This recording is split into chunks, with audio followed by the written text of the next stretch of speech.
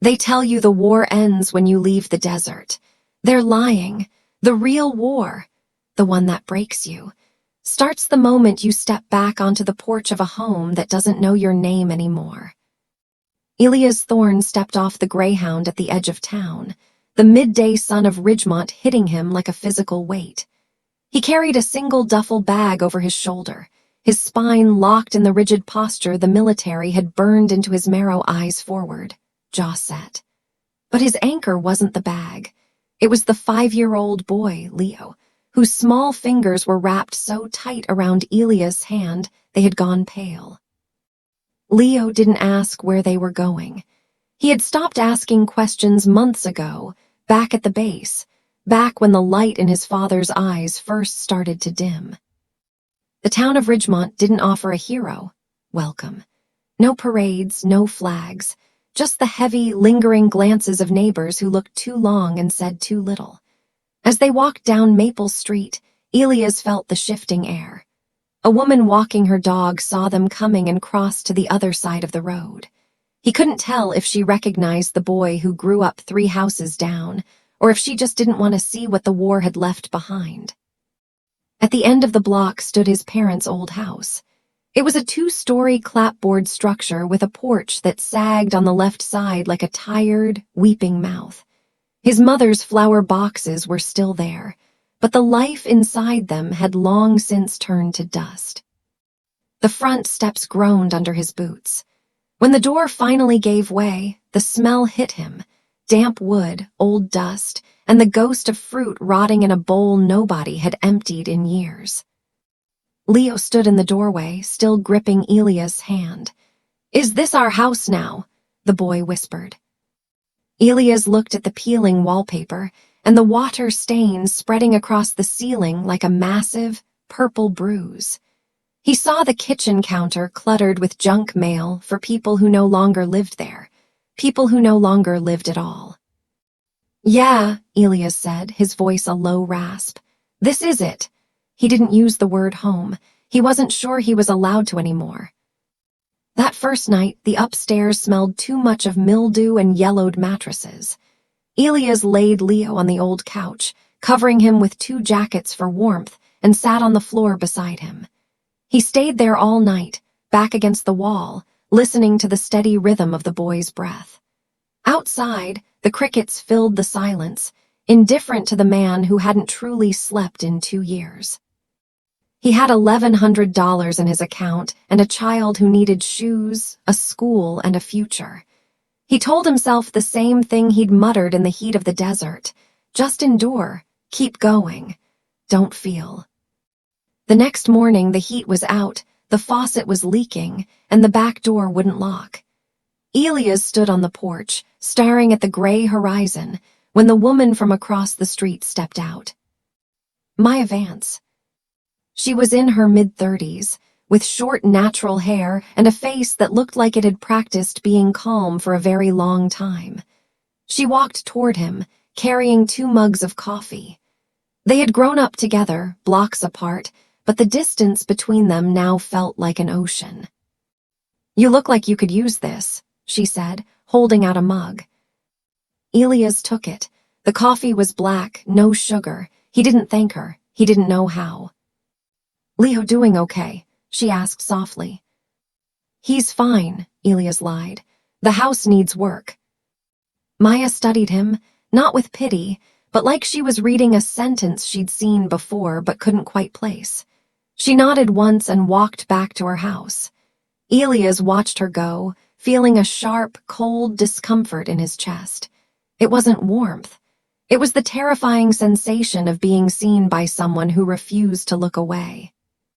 They say a man's home is his castle, but when you've spent years in a foxhole, a house isn't a castle. It's a cage with a roof, and the bars aren't made of iron. They're made of the secrets you keep from your own blood. 3 days after their arrival, the quiet of the decaying house was shattered. Ruth Whitfield didn't knock so much as she announced her presence through the wood. She was Elias' mother's older sister, a woman who wore church hats like armor and carried opinions that arrived long before she did.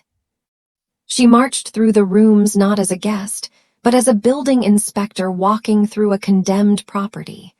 She moved slowly, her disappointment visible in every sigh, every click of her tongue. She ran a gloved finger along the fireplace mantel, staring at the thick layer of gray dust. "Lord Elias," she whispered, her voice heavy with a judgment that tasted like copper. "Your mama would have cried seeing this place." Elias didn't look up from the sink. "She's not here to see it." Ruth ignored the bite in his tone. She settled into the only kitchen chair that didn't wobble and folded her hands on the table with a finality that made the air feel thin. In the next room, Leo was on the floor, pushing a toy truck in slow, silent circles.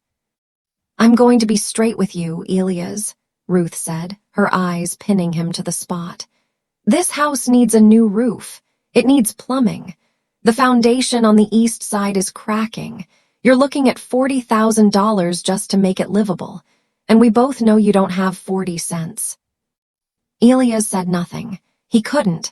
The truth was a physical weight in his throat.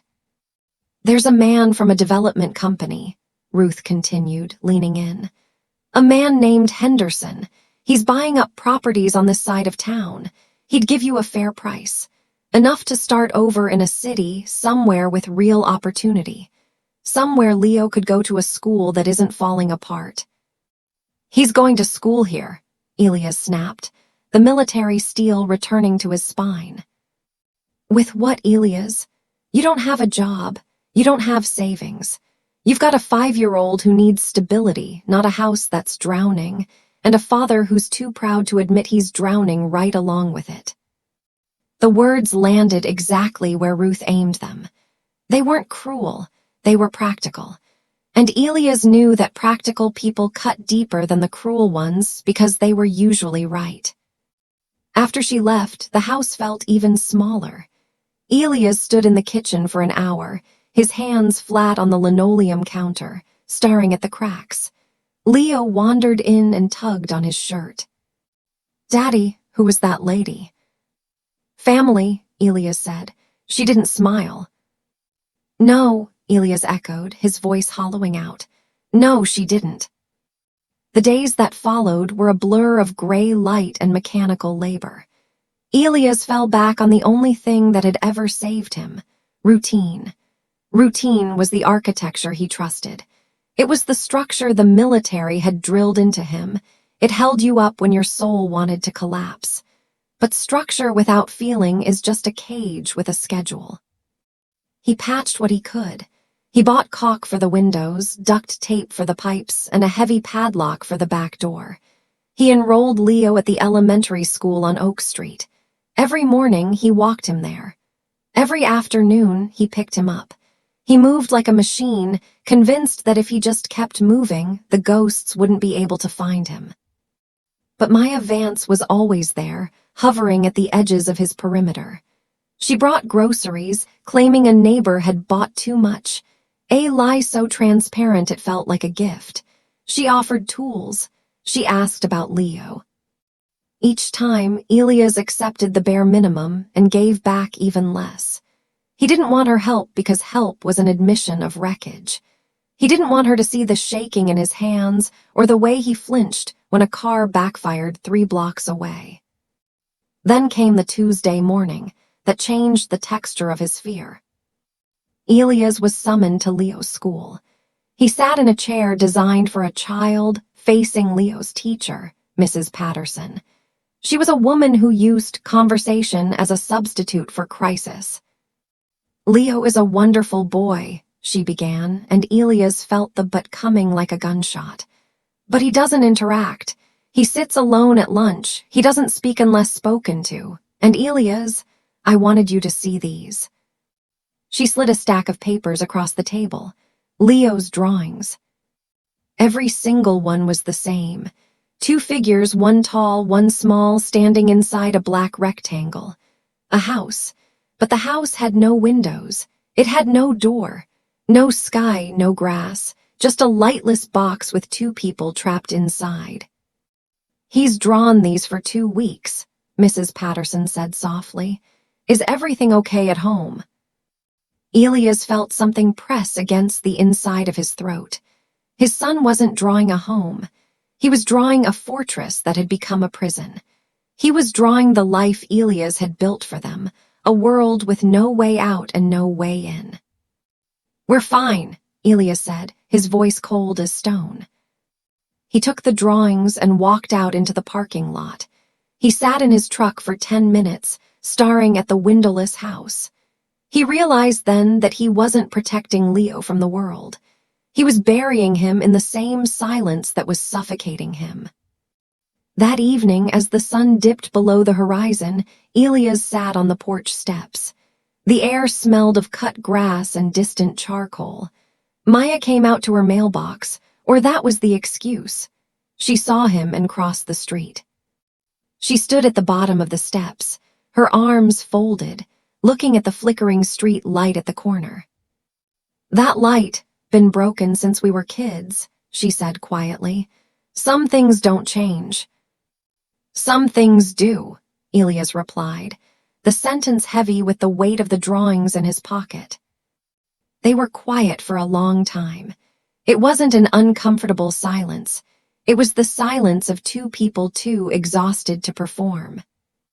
I just need to hold on a little longer, Elias whispered, repeating the creed that had kept him alive in the desert. Push through, I'll be fine. He said it the way he'd said it 1,000 times, to the dark, to the ceiling at 3:00 a.m., to the stranger in the mirror.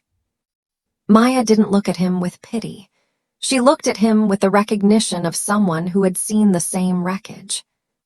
You don't have to endure anymore, Elias, she said, her voice a soft blade that cut through his armor.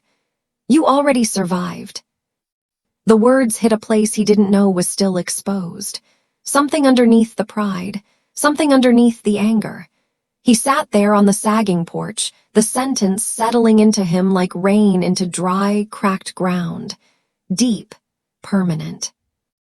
Every officer, every doctor, even the ghost of his mother had told him to be strong, to push through.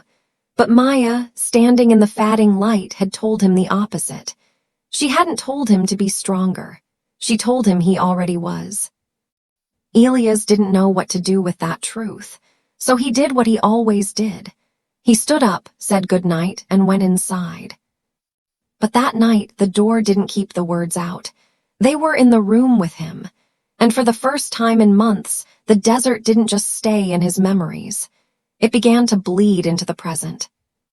They tell you that time heals all wounds, but in the dead of night, time is just a shovel, and every second you spend alone in the dark, you're just digging the hole deeper. Tonight, the ground finally gives way.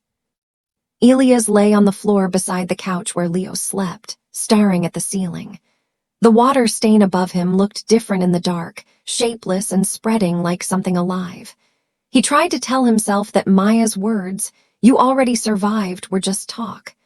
The kind of thing people said to veterans because they'd seen it in a movie or read it on a poster in a VA waiting room. Polite, harmless, forgettable. But he couldn't forget it. He turned onto his side, closing his eyes, and for the first time in months, the desert came back in full, vivid color. Not in a dream, he wasn't asleep, but in flashes behind his eyelids. He saw the color of the sand at noon, felt the crushing weight of a tactical vest against his cracked ribs, and heard a sound he couldn't quite name. It was a sound his body remembered even if his mind tried to bury it. Something between a crack and a whisper that meant the air had just changed, and someone wasn't going to make it home. Elias snapped his eyes open and sat bolt upright. His hands were shaking violently. He pressed them flat against the cold floor and began to count backward from 20, the way the counselor at the VA had taught him. 20, 1918. By the time he hit one, his hands had stilled, but his chest had not. He didn't sleep that night or the next. By the end of that first week, something shifted within the house. Not in the rotting wood or the sagging porch, but in the walls Elias had spent years building inside himself. Maya's sentence had acted like a wedge in a crack. The things he had kept locked behind his ribs were starting to leak through. It wasn't just memories. It was feelings, the kind he had trained himself to shut off like a master plumber turning a valve. Quick, firm, all the way. Fear, grief, and a loneliness so old it didn't even have a shape anymore, just a weight. He tried to manage the leak the only way he knew how, by moving. He scrubbed the kitchen floor on his hands and knees until his knuckles bled. He applied a second, unnecessary layer of caulk to the window frames. He walked Leo to school and back, made dinner, washed the dishes, and folded the laundry with a mechanical precision that bordered on madness.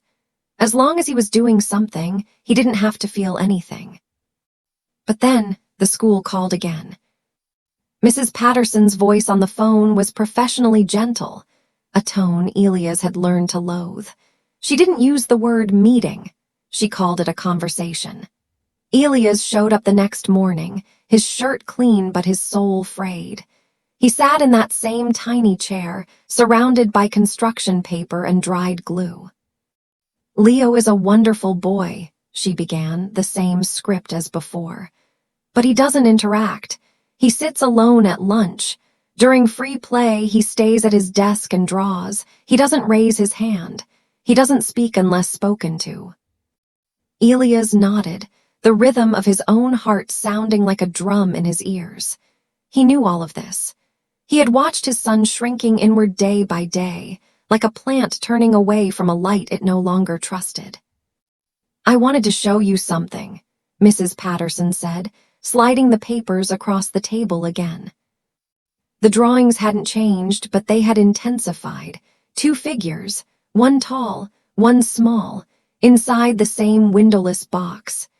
Elias held them in his hands and felt a sharp, hot pressure against the inside of his throat. His son wasn't just drawing a house, he was drawing their life. A fortress that was also a prison. "Is everything okay at home?" she asked. The question was so quiet it hurt more than a shout. "We're fine," Elias said, the lie tasting like ash. He took the drawings and left. He sat in the school parking lot for 10 minutes, staring at the crayon house with no windows. That afternoon, the pressure from the outside world doubled. Ruth called. She didn't bother coming over this time, she just went straight for the jugular. "I talked to Henderson," she said. "He's offering 120,000. That's more than generous, Elias. It's enough for a fresh start." "I told you I'm not selling," Elias growled. "And I'm telling you that stubbornness isn't the same as strength," Ruth shot back. "That boy needs more than you can give him right now. That's not an insult. That's math." Elias hung up. He stood in the kitchen with the phone in his hand, and Leo's drawings spread across the counter. For the first time, the voice in his head that told him to just hold on sounded less like courage and more like a man drowning who refused to grab the rope because he didn't want anyone to see him flail. The next Saturday, Maya appeared on the porch. She wasn't carrying coffee this time. She was carrying a toolbox, heavy, scratched, and held together by electrical tape. She didn't ask for permission. "Your porch steps are going to collapse by winter," she said, her voice flat and factual. "I've got lumber in my garage. You want help or not?" Elias looked at her. She wasn't performing kindness. She looked like a woman who had made a decision and wasn't interested in a debate. "Why?" Elias asked. "Because I can hear those steps creak from across the street," she lied, "and it keeps me up at night." They both knew it was a lie, and for some reason, that made it easier for Elias to step back and let her in. They started with the steps, then the railing, then the siding. Elias worked the way he always did, methodical, silent, efficient. Maya worked beside him, matching his pace without trying to fill the quiet. Nearby, Leo sat on the grass, drawing in a notebook Maya had brought him. Over the following days, the work continued. As they scraped old paint and measured boards, small admissions began to surface. Not dramatic confessions, but pieces of truth dropped into the conversation like coins into a well. Elias told her about the VA, about the pamphlets on breathing exercises, and the way people thanked him for his service while looking right past him. And then, one afternoon, standing on a ladder with a brush full of primer, Elias said the thing he hadn't said to a soul. "I'm afraid that if I stop holding it together, everything falls apart," he whispered. "Not just me, Leo, the house, all of it. I'm the only wall left standing, and if I crack—" He didn't finish. He didn't have to. Maya was on the ground below, holding the ladder steady. She looked up at him with an expression that wasn't sympathy or detachment. It was something rarer. "You're not cracking because you're weak, Elias," she said. "You're cracking because you've been holding too much for too long. That's not the same thing. We all think we're the only ones living in a house of cards. We think if we show our scars, the world will flinch. But sometimes, the only way to see clearly is to realize the person standing across from you is bleeding from the exact same place." Elias came down the ladder, his hand still tight around the brush. He wanted to dismiss what Maya had said, to push it away like he'd dismissed every other attempt at kindness. But the air between them had changed. It was no longer filled with the static of his own denial. It was heavy with a truth he couldn't outrun. They stood in the yard, paint on their hands, the late afternoon light cutting long, jagged shadows across the grass. Elias glanced toward the house. Through the window, he could see Leo sitting at the kitchen table, his head bent low over his notebook as he drew. The sight of his son, still living in that windowless world, made Elias' heart ache with a physical sharpness.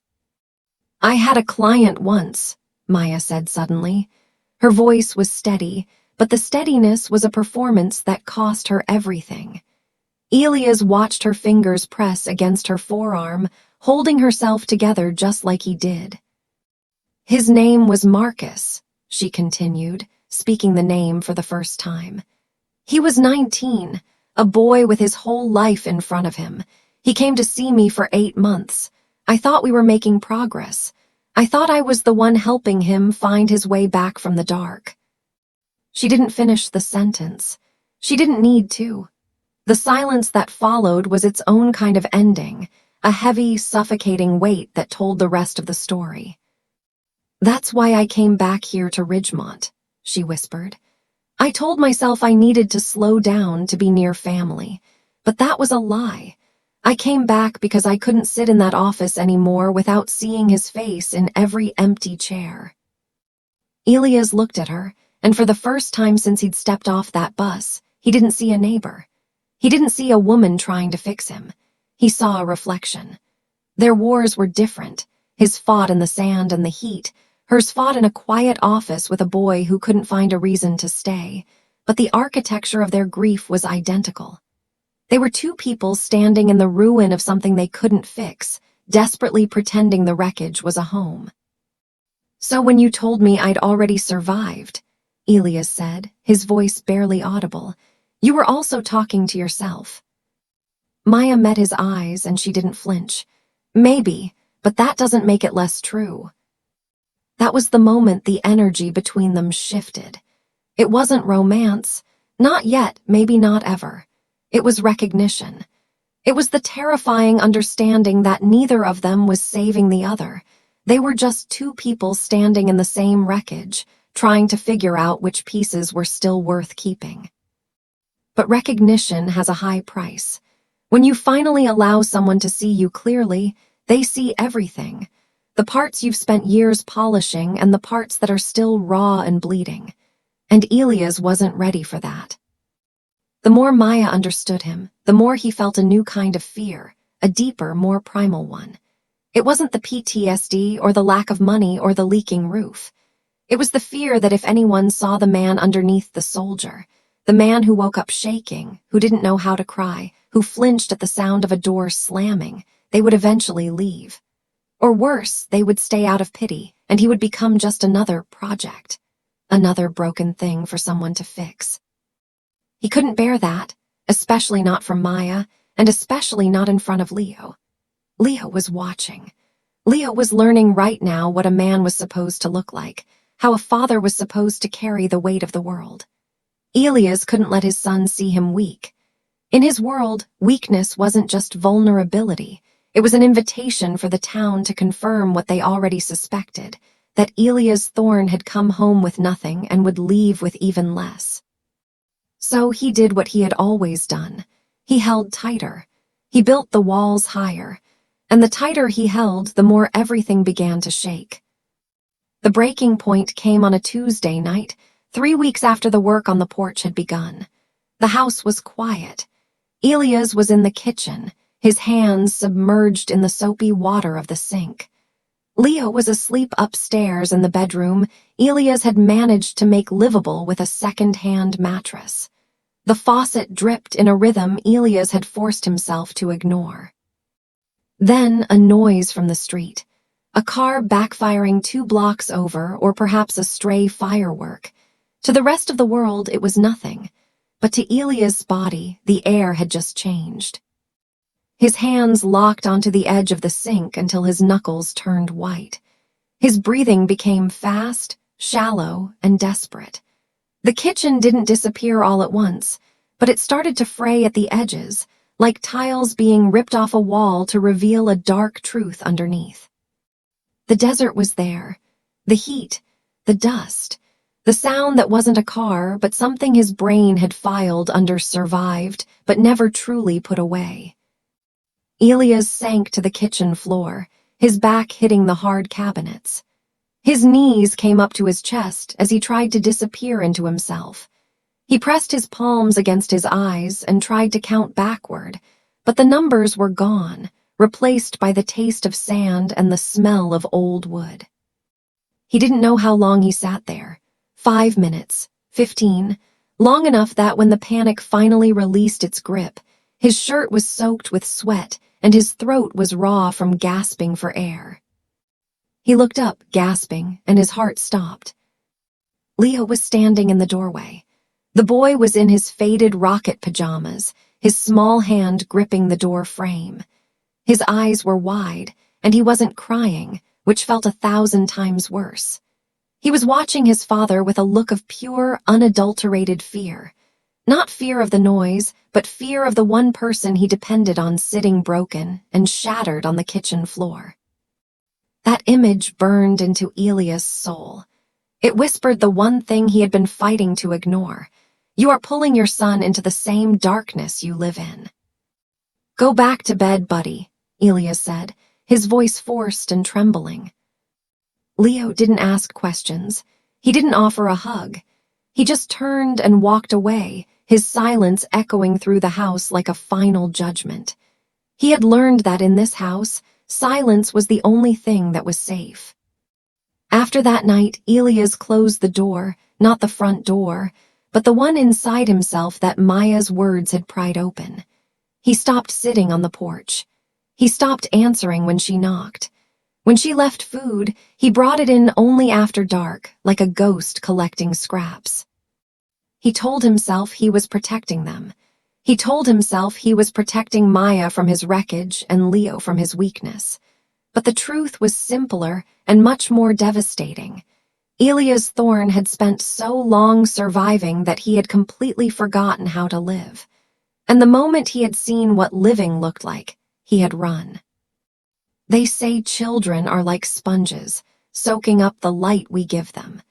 But what happens when the only thing you have to give is the darkness you're drowning in? What happens when your silence becomes the only language your son knows how to speak? 4 days passed in a hollow, rhythmic blur. Elias Thorne had retreated behind his final line of defense. He kept the curtains drawn, the doors double-locked, and the routine so tight it felt like a noose. Wake up, make breakfast, walk Leo to school, walk him home, clean, sleep. The machinery of their lives was running with military precision, but the man inside the machine had stopped living altogether. He had shut the door on Maya Vance. Not the front door, that was a physical barrier, but the door inside his soul that her words had pried open. When she knocked, he didn't answer. When she left containers of food on the porch steps, he waited until the street was dark and the neighborhood was asleep to bring them inside, moving like a stray animal collecting scraps in the shadows. He told himself it was an act of protection. He told himself that Leo was safer with a father who was controlled, even if that control was just a thicker wall around a broken heart. He told himself Maya didn't need his wreckage. She had her own ghosts, her own Marcus, her own empty chairs to fill. But the truth was simpler and more devastating. Elias Thorne had spent so long surviving that he had forgotten how to exist outside of a war zone. And the moment he had seen what a real life looked like, he had panicked and run. But Leo was paying the price for his father's retreat. Children don't need words to understand that the air in a house has turned toxic. They process the world through behavior and silence. And Leo's silence had deepened into something heavy and stagnant. He stopped drawing in the notebook Maya had given him. It sat on the kitchen table like a discarded relic. He ate whatever Elias put in front of him without a word, pushing the food around his plate in slow, meaningless circles, the same way he used to push his toy trucks. The school called again. Another note from Mrs. Patterson tucked into Leo's backpack like a message in a bottle. Leo has stopped participating entirely, it read. He sits at his desk and stares out the window for hours. He is there, Mr. Thorne, but he is not present. Elias read the note, folded it with trembling fingers, and placed it in the drawer with the windowless drawings. He added it to the pile of things he was going to deal with later. The pile that every man in the middle of a collapse knows is actually the pile of things he will never deal with at all. On the fifth night, the silence finally broke. Elias was sitting at the kitchen table, his head in his hands. In front of him was a bill for the water heater repair, a sum he couldn't pay, another failure to add to the list. It was past 9 o'clock. The house was cold, the only sound the steady, mocking drip, drip, drip of the kitchen faucet. He heard the creak of the floorboards behind him. He didn't turn around. He knew the gait of his son's footsteps. Leo was standing in the doorway, his feet bare on the cold linoleum. He was wearing his faded rocket pajamas, looking smaller than he had 5 days ago. He was gripping the door frame with one hand, his knuckles white, holding on as if he were standing on the edge of a great height. Leo crossed the kitchen slowly. He didn't go for a glass of water. He didn't ask for a snack. He walked straight up to Elias and stood so close that his small forehead nearly touched his father's knee. Then he reached out and took Elias' hand in both of his. He wrapped all 10 of his small fingers around his father's calloused palm, squeezing with a strength that shouldn't have been possible for a 5-year-old. "Daddy," Leo whispered, his voice cracking the silence of the room. "Are you still going to be here with me?" The words were tiny. The grammar was simple. But the question underneath was a thunderclap that shattered the walls Elias had spent years building. Leo wasn't asking if Elias was going to move to another city. He was asking if his father was still inside the man sitting at the table. He was asking if the ghost who moved through the house, locking doors and drawing curtains, was all that was left. He was asking if his father was already gone. Elias looked down at those small hands. His vision began to blur, the edges of the room softening into a gray haze. He felt something warm and unfamiliar slide down his cheek. It took him a second to realize what it was. He hadn't cried when the bombs went off. He hadn't cried in the hospital beds of Germany. He hadn't cried when he saw the rotting state of his childhood home. He had packed it all down, sealed it shut, and told himself that was what it meant to be a man. But in 7 words, a boy in rocket pajamas had broken the seal. Elias pulled Leo into his lap and held him. For the first time, it wasn't a military hug, quick, efficient, a pat on the back to signal the end of a task. He held him with his full weight, his face pressed into the boy's hair, breathing in the scent of cheap shampoo and the warmth of a life he was nearly too late to save. And in that moment, a terrifying realization took root in Elia's soul. If I keep running, he will learn to run. If I disappear into myself, he will build the same walls. If I teach him that survival is the only goal, he will never learn how to live. He refused to let this be Leo's inheritance. He refused to pass down the windowless house. "I'm here," Elias said, his voice breaking, jagged and raw. "I'm right here, Leo. I'm not going anywhere." Leo didn't say anything. He just held on. The next morning, the sun rose over Maple Street, and for the first time since his return, Elias didn't look at it as an enemy. He walked across the street, his heart hammering against his ribs like a trapped bird, and he knocked on Maya Vance's door. They train you to face an army with a rifle in your hand and a plate of steel over your heart. But nobody prepares you for the terror of standing on a porch, unarmed, and admitting that you can't survive the peace alone. Elias Thorne stood on the porch across the street, the morning air crisp enough to sting his lungs. Maya Vance opened the door wearing a bathrobe, a half-empty mug of coffee in her hand and circles under her eyes that suggested her own night had been a battlefield. She didn't look surprised to see him. She didn't look relieved. She looked at him with that same directness he had come to fear, the look of someone who had already decided not to turn away. "I owe you an apology," Elias said, his voice sounding foreign in the quiet of the morning. Maya leaned against the doorframe, the steam from her coffee rising between them. "For what?" "For shutting you out," he said, the words tumbling out now that the dam had finally cracked. "For thinking that keeping everyone at a distance was the same thing as keeping them safe. For being afraid that if you saw who I really am, you'd—" He stopped. The rest of the sentence felt like a confession he wasn't sure he could survive. "You'd see someone who's not worth staying for," Maya finished for him. Elias felt the air leave his chest. She had named the ghost. Maya looked at him for a long time, the morning light catching the side of her face and deepening the shadows of her own exhaustion. "You know what I learned from losing Marcus?" she asked. It was the first time she had spoken his name without her voice trembling. "I learned that the people who push you away the hardest are the ones who need you to stay the most. And I learned that staying doesn't mean fixing. It means showing up." She straightened her posture, looking him dead in the eye. "So, I'm going to say this once. You don't have to walk this alone anymore, Elias, and neither do I." Elias couldn't speak.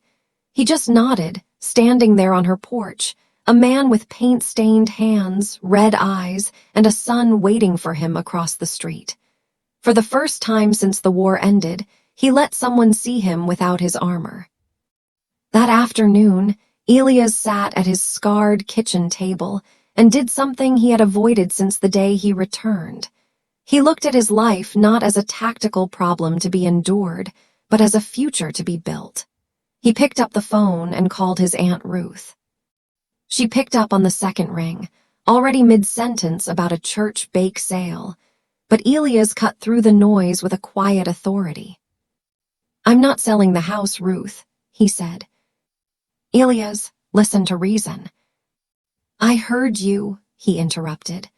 "I heard everything you said, and some of it was right. I don't have enough money. I don't have a job yet. The house needs more work than I can do alone. But Leo is going to grow up here, on this street, and I'm going to be the one who makes that happen." The silence on the other end of the line lasted so long Elias thought the call had dropped. Then, Ruth spoke in a voice softer than he'd ever heard. "Your mother would have said the same thing. It wasn't an apology, but in the language of their family, it was a blessing." The following week, the machine of survival began to transform into the labor of living. Elias made 2 phone calls that felt heavier than a full rucksack. The first was to a therapist in the next town over, not the VA this time, but a private practice that offered a sliding scale for veterans. The woman on the phone asked him what he was looking for. Elias took a breath, looking at Leo, who was sitting on the floor coloring a picture that finally had a yellow sun in the corner. "I need to learn how to stop surviving," Elias said, "and start being a father." The second call was to the hardware store on Main Street. The help wanted sign had been in the window for weeks. The owner, Gerald, remembered Elias' father and told him he could start on Monday. The house was still a wreck. The upstairs bathroom still leaked like a sieve. The siding on the east wall was still pulling away, and the roof would need a miracle before the first snow fell. But as Elias stood on the porch that Saturday, he looked at the steps. They were solid. Maya had made sure of that. He looked inside and saw the kitchen was clean. There were new curtains in the windows, blue ones with white stars that Leo had picked out himself from a thrift store. On Thursday evening, after his first therapy session, a session that had been more exhausting than any forced march the military had ever put him through, Elias sat on the edge of Leo's bed. The room was small, and the mattress was second-hand, but it finally felt like a sanctuary. Taped above the headboard was a new drawing. It was a house, but this time it had windows. It had a door. There were two figures standing in front of it, one tall, one small. And next to them, drawn in a careful, smiling crayon, was a third figure, slightly shorter than the tall one. Leo was lying under the covers, his fingers curled around the edge of his blanket. Elias reached down and brushed his son's forehead with his thumb, a gesture so gentle it surprised even him, as if his hands were relearning a language they had forgotten long ago. "Leo," he said quietly. The boy looked up. "You don't have to be tough for me anymore. You don't have to be quiet. You don't have to hold it in." Elias swallowed the lump in his throat. "You don't have to endure, buddy. You're safe now." Leo looked at his father and then, slowly, like a door opening in a house that had been locked for decades, he smiled. It wasn't a big, performative grin. It was small, uncertain, and entirely real. It was the kind of smile that costs something to give, because it means you've decided to trust someone with the softest part of yourself. Elias smiled back, and for the first time it didn't feel like a mask. They say you can never come home again, that the person who left is buried under the weight of the things they saw.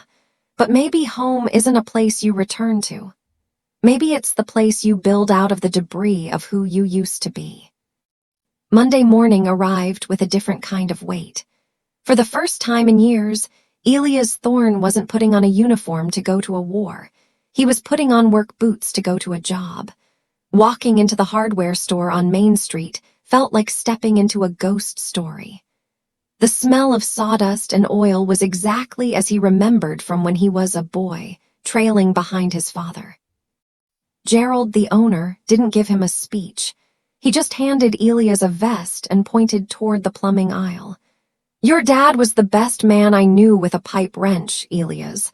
Let's see if it's in the blood." The work was grueling, not because it was physically harder than the military, but because it required a different kind of presence. He had to talk to people. He had to look them in the eye when they asked for a specific bolt or the right grade of sandpaper. At first, he felt the old familiar itch to retreat, to offer the one-word answers that had been his shield for so long. But every time he felt the wall rising, he thought of Leo's hands wrapped around his own in the dark of the kitchen. He wasn't just selling hardware. He was earning the right to stay. By the third week, the town's long memory began to shift. The glances from neighbors changed. They weren't looking at him like a broken relic anymore. They were looking at a man who showed up every morning at 7:00 a.m. and didn't leave until the floors were swept.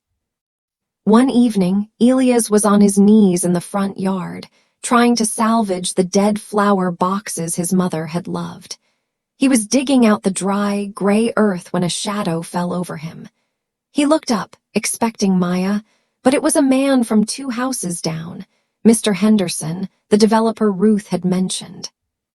I hear you're the one holding out, Henderson said, his voice smooth but lacking warmth. I'm still interested in the property, Thorne. The offer is on the table until the end of the month. Think about the boy. This neighborhood is changing. Elias stood up, wiping the dirt from his hands onto his jeans. He looked at the house, the sagging porch that was finally level, the windows with the star-patterned curtains, the light burning in the kitchen where Leo was eating an apple. The neighborhood is changing because people like you want to buy it, Elias said, his voice low and steady. But this house is staying. My son is going to remember this porch, not a relocation check. Henderson looked at him, realized there was no room for negotiation in those eyes, and walked away. Elias felt a surge of something he hadn't felt in a decade: ownership, not of the land, but of his own life. As the sun began to dip, Maya came across the street. She wasn't carrying coffee or tools this time. She looked at the flower boxes. "What are you planting?" she asked. "I don't know yet," Elias admitted. "Something that can handle a little bit of a rough start." Maya smiled, a real, unburdened smile that made the shadows under her eyes seem to vanish. "I think that's the only kind of thing that grows in Ridgemont." They sat on the porch steps together. The silence was different now. It wasn't the silence of two people drowning, but the quiet of two people who had found the shore. "I went back to the office today," Maya said softly. "I didn't see a client, I just sat in the chair.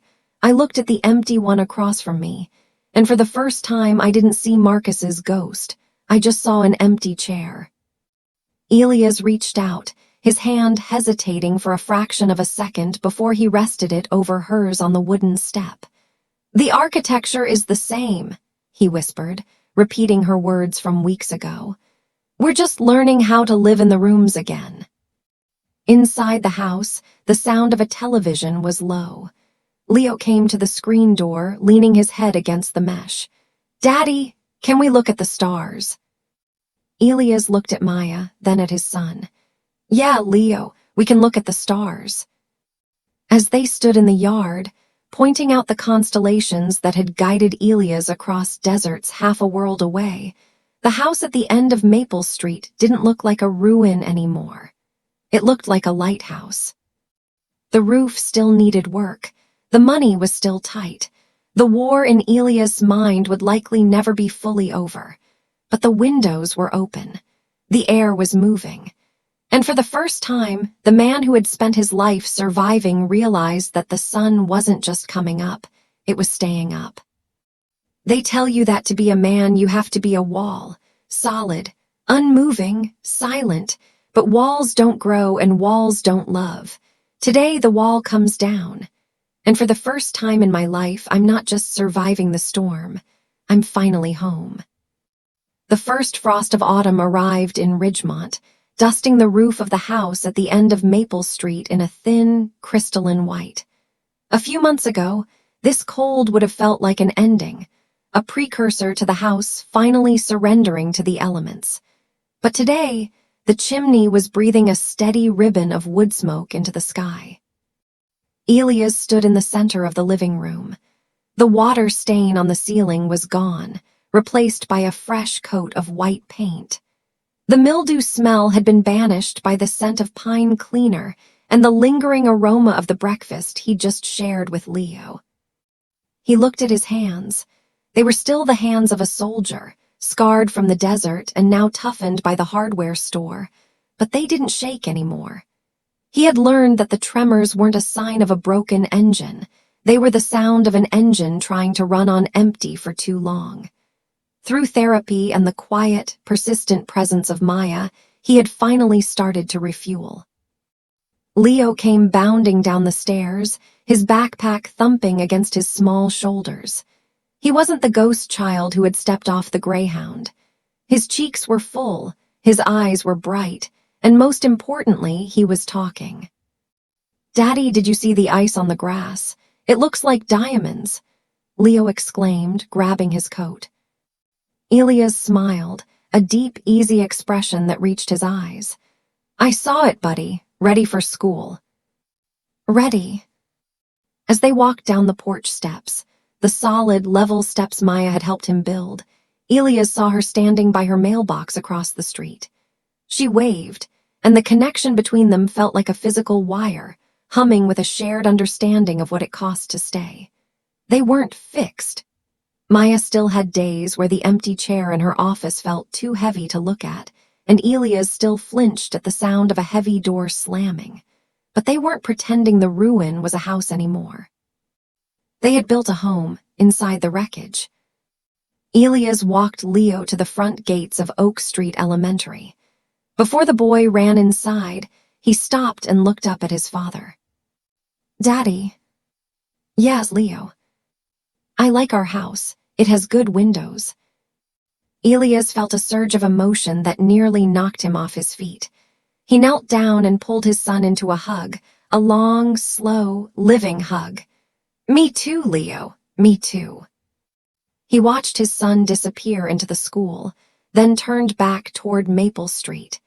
He thought about the thousands of men and women who come home every year, carrying duffel bags full of ghosts.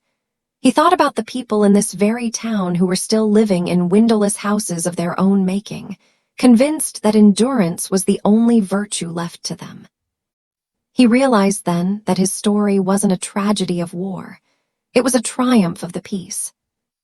Inside the house later that evening, Elias sat at the kitchen table. He looked at the drawing Leo had made that afternoon. It was the house, the tall figure, the small figure, and the smiling woman. But there was something new. Above the house, Leo had drawn a massive, vibrant sun, and the door of the house was wide open. Elias picked up a pen and for the first time began to write a letter to the VA. Not a request for more checks, but a proposal to start a local support group in Ridgemont. He was done being a wall.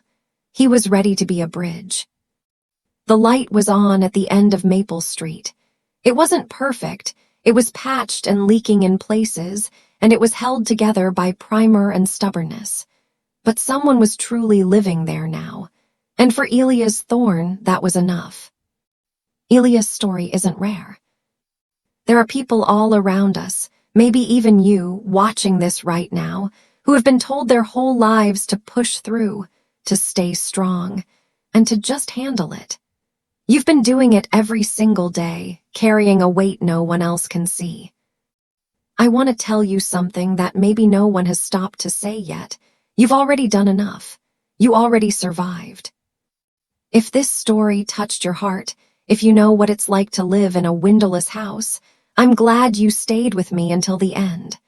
I'd love to hear from you in the comments. Not for the algorithm, but because someone scrolling through this tonight might be at their breaking point. Your words might be the window they need to open. Subscribe if you want to walk through more stories of resilience and truth. And tell me, what is the one sentence someone said to you that changed the way you saw yourself? Or, what is the one sentence you wish someone would say to you right now?